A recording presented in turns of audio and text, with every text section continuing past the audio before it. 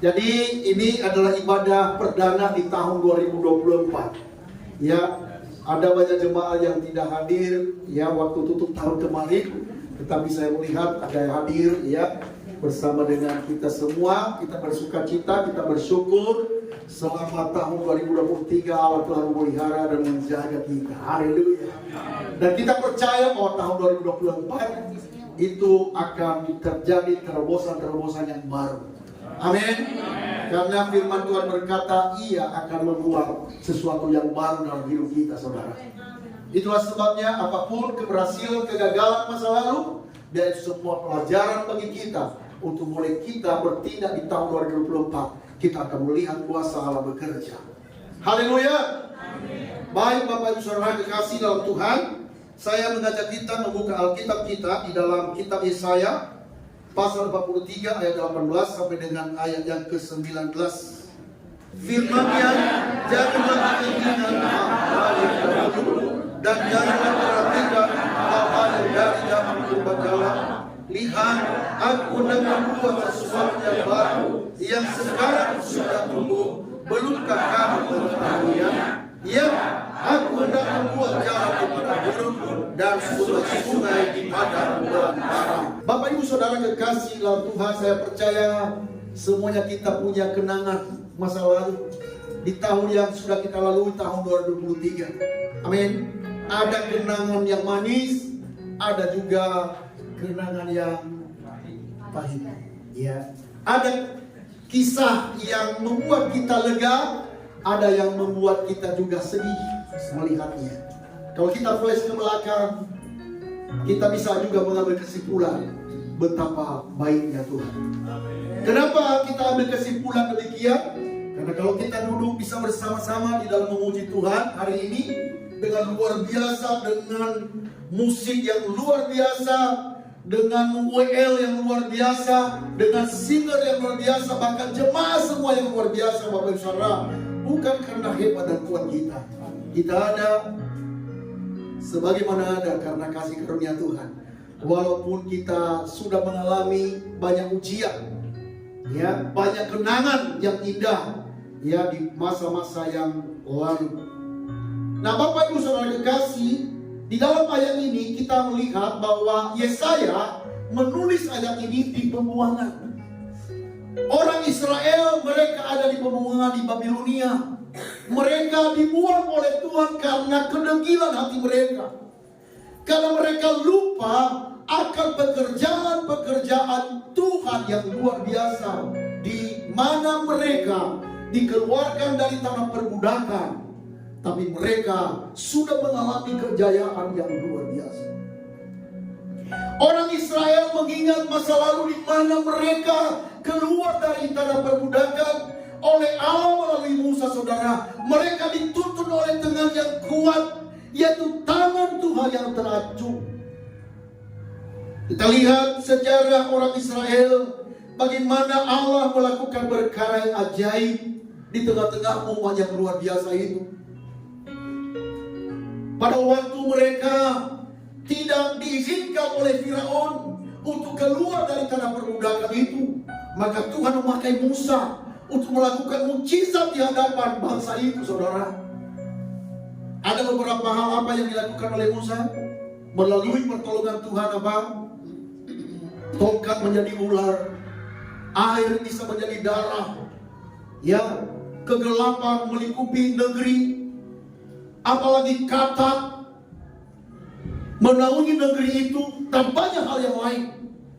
Tetapi karena kekerasan seorang namanya Firaun pada waktu itu nggak melepaskan bangsa umat pilihan itu.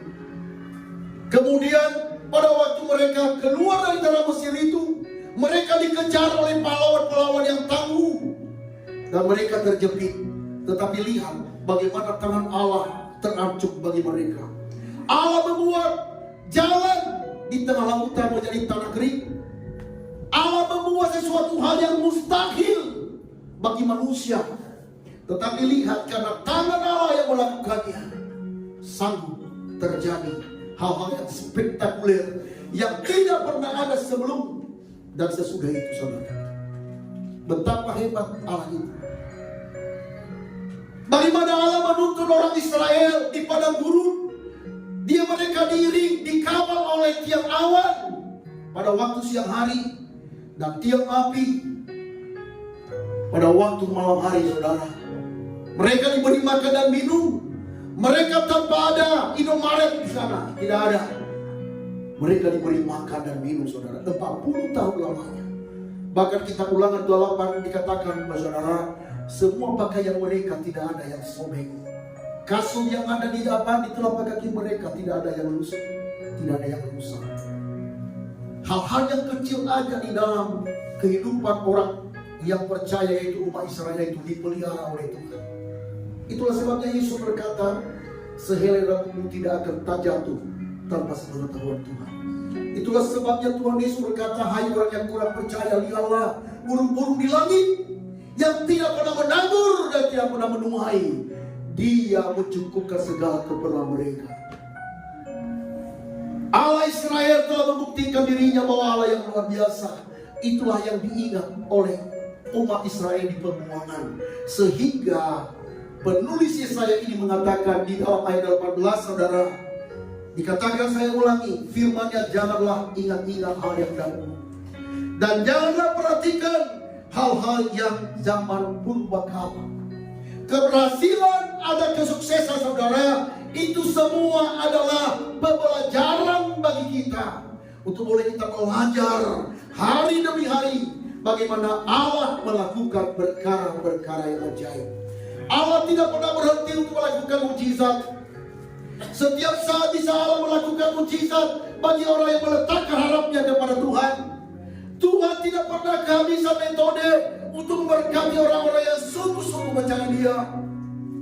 Namun hal ini Yesaya menulis kepada umat Israel di perbuangan itu. Dia berkata, jangan ingat-ingat hal-hal yang dahulu, dan jangan perhatikan hal-hal yang dari zaman purbakala. Ada dua hal yang boleh saya sampaikan di sini, saudara, berkenaan dengan tema yang saya share kepada Bapak Ibu Saudara mengenai mengalami terobosan baru bersama dengan Tuhan. Yang pertama, kita melihat dikatakan tadi di dalam ayat 18, jangan ingat-ingat lagi hal-hal yang dahulu, dan janganlah perhatikan hal-hal yang dari zaman purbakala. Hal yang pertama yang kita lakukan untuk mengalami terobosan yang baru bersama dengan Tuhan adalah ubahlah fokus perhatianmu.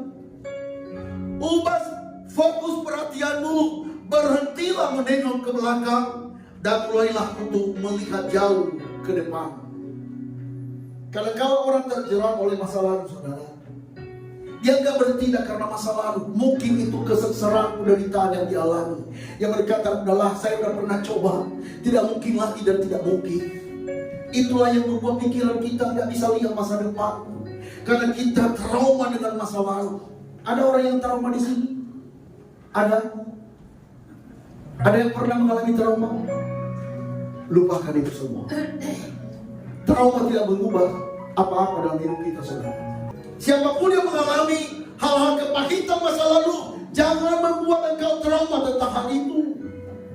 Biarlah itu merupakan suatu pelajaran yang berharga, supaya kita berhati-hati dalam kegagalan itu.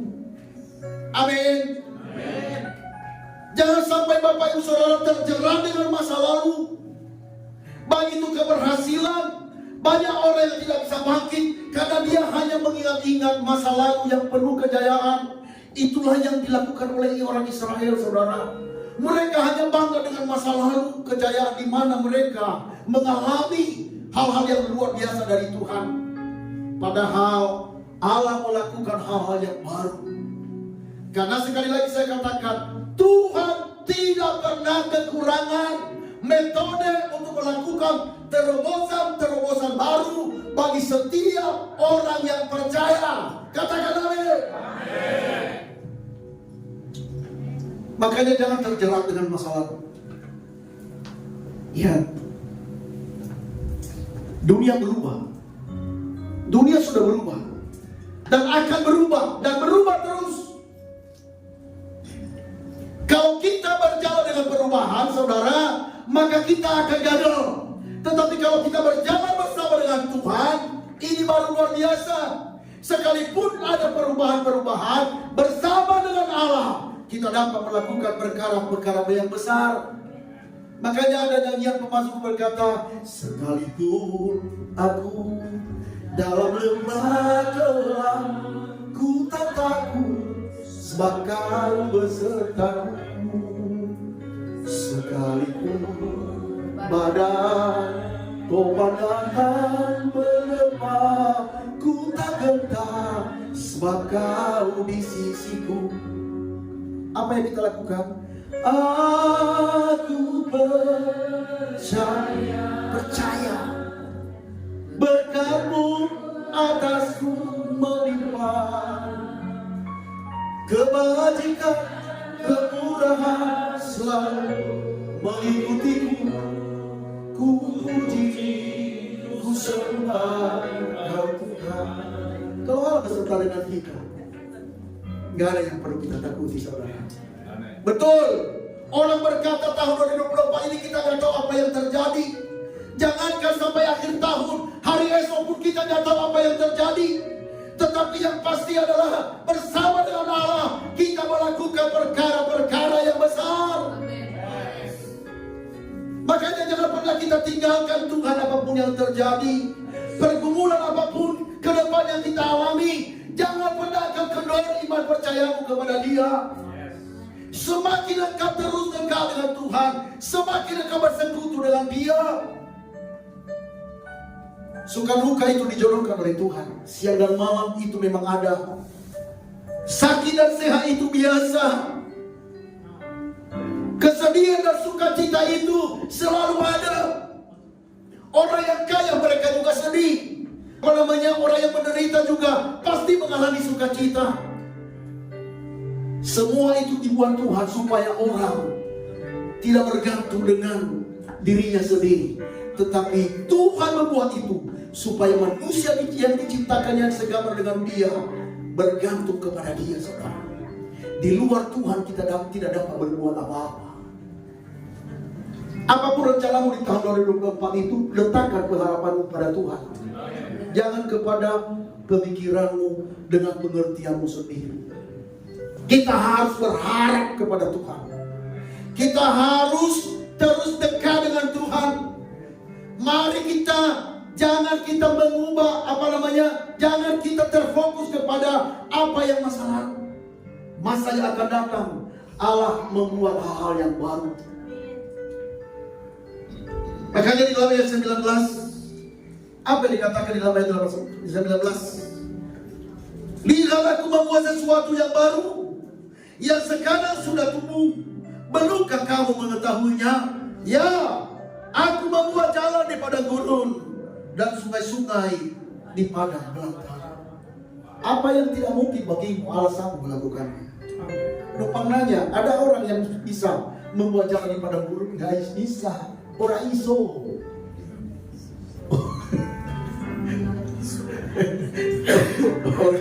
Orang iso. Ya, orang iso. Nggak bisa. Ya, nggak ada yang membuat aspal di padang gurun, Bapak Ibu, nggak ada. Yang mengalirkan sungai-sungai di padang belantara nggak ada. Tapi Tuhan buat itu. Makanya saya ceritakan tadi bagaimana Allah menuntut orang Israel tadi. Bagaimana Allah menuntut bangsa itu. Ia membuat jalan di lautan. Adakah orang yang membuat jalan di lautan? Tidak ada. Hanya Tuhan Allah kita. Bisa Dia menyeberangi umat Israel itu, melewati lautan, saudara. Terbuka jalan bagi mereka. Hanya Tuhan Allah kita. Artinya ketidakmustahilanmu selama engkau mengalami tahun 2023. Engkau berkata enggak mungkin. Sekarang bisa engkau tertawa, engkau berkata bagi Allah semua itu mungkin. Haleluya. Ya, jangan tertunduk malu. Enggak mungkin. Orang iso. Semua bisa. Ya, semua bisa. Amin.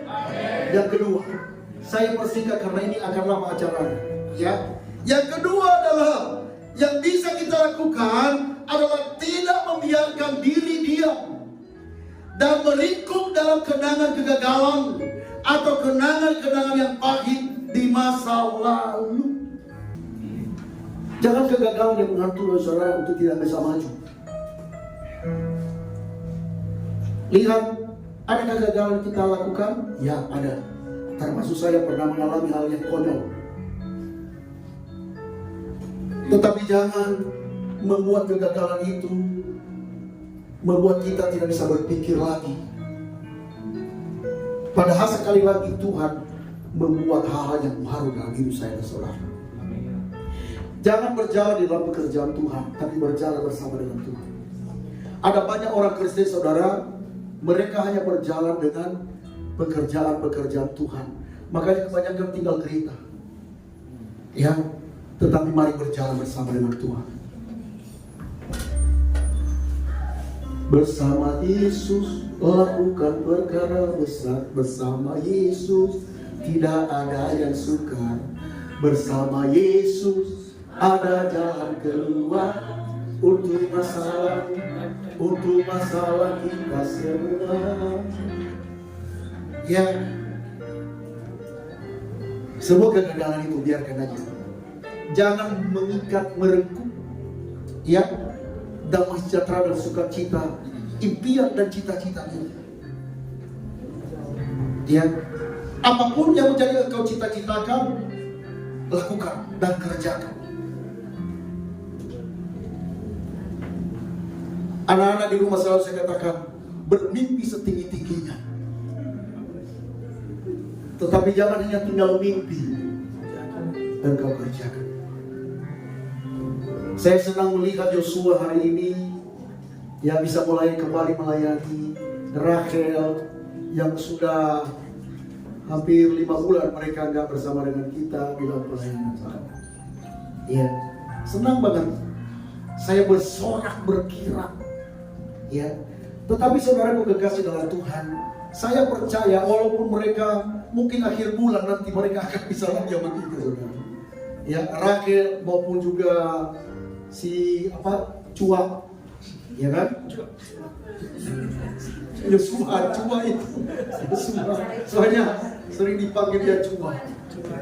Ya Cua. Ya, sudah saya melihat mereka. Ya. Luar biasa. Ya, walaupun kalian tidak sama-sama melayani di tempat ini, tapi di mana kalian di kuliah harus engkau melayani Tuhan. Amin. Melayani Tuhan dengan maksimal. Saya percaya walaupun mereka nggak ada bersama dengan kita dalam beberapa bulan ke depan, ya misalnya akhir bulan ini mungkin mereka berpisah dengan kita lagi, tapi Tuhan membuat hal yang baru lagi di dalam pekerjaan di tempat ini. Amin. Sekarang kita sudah rancang yang gereja kita ada dalam teknologi digital, saudara. Kita akan melakukan terobosan-terobosan bersama dengan Tuhan. Karena dunia ini berubah. Makanya dalam kesempatan ini mungkin ada juga Bapak Ibu Saudara, anak-anak kita yang rindu untuk meniti karir yang di dalam digital, saudara. Maka di gereja kita akan buat training. Jadi gereja kita bukan hanya sekedar teologi yang diajarkan, saudara, tapi kita ajarkan juga teknologi. Karena bagaimanapun dunia berubah, bagaimanapun kita harus mengikuti perkembangan perubahan. Yang tidak berubah itu adalah firman Tuhan. Amin. Itulah sebabnya kami mengundang putra-putri yang ada di Kota Daud. Mari tingkatkan mutu baik pelayanan kita maupun juga pengetahuan kita, sehingga kita tidak ketinggalan, saudara. Boleh dikatakan itu gereja yang gedungnya kecil, tetapi kita melakukan sesuatu hal terobosan yang besar. Amin. Karena sebentar lagi Tuhan akan berikan kepada kita gedung yang besar. Haleluya. Amin. Ada Bapak rohani saya mengatakan begini, kalau engkau beriman, jangan imani yang kecil, imani yang besar. Kalau perlu sebesar Allah itu sendiri. Luar biasa. Ya, Bapak rohani saya Pak Yakub Nahwai pernah berkata demikian, jangan imani yang kecil, tapi imani yang besar. Haleluya. Jangan berkata, yang penting ada makan dan minum aja. Ya, secara firman Tuhan, ya, kita harus bersyukur. Tapi kita juga harus berpikir hal yang besar. Makanya saya katakan tadi, gedung kita sudah dipersiapkan oleh Tuhan. Yang kita kerjakan adalah bagaimana kita melakukan kehendak Tuhan. Tahu gak tema kita tahun ini?